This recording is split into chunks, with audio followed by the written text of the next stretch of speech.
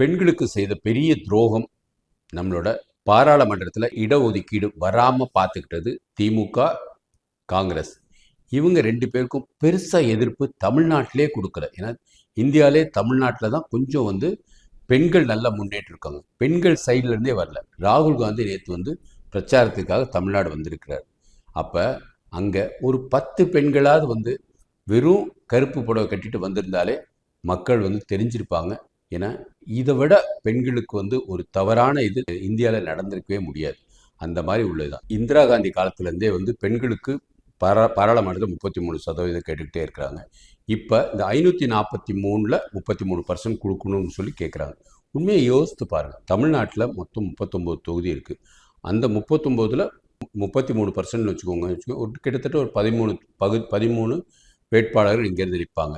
இப்போ இருக்கிற வெற்றி அடைஞ்ச எம்பிக்கள் அவங்க சீட்டை தக்க வச்சுக்க மாட்டாங்களா? வச்சுக்கணும் தான் நினைப்பாங்க.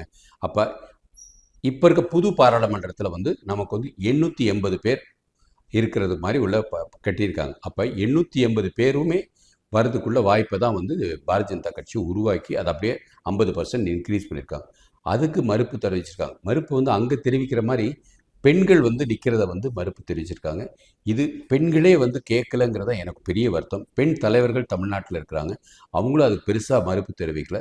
நேற்று பெண் தலைவர்கள் ஒரு 10 பேர் இப்போ தான் உண்மையான கருப்பு புடவை நாங்கள் கட்டணும் அப்படின்னு வந்திருந்தான்னு வச்சுக்கோங்க, பெரிய ஒரு விழிப்புணர்வாக இருந்திருக்கும். யாருமே வரல. மிக மிக அவமானமாக இருக்குது. பெண்களே அவங்க அவங்களோட தேவையை கேட்காத ஒரு தமிழகம் இப்போ இருக்குது. அப்போ அவ்வளோ தூரத்துக்கு நம்ம அடிமையாயிட்டோமோ அப்படிங்கிற ஒரு சிந்தனை எனக்கு வருது. உங்களுக்கு வருதா இல்லையாங்கிறது பதிவு போடுங்க. வாழ்க பாரதம், வளர தமிழ், ஒளிரட்டு தமிழகம்.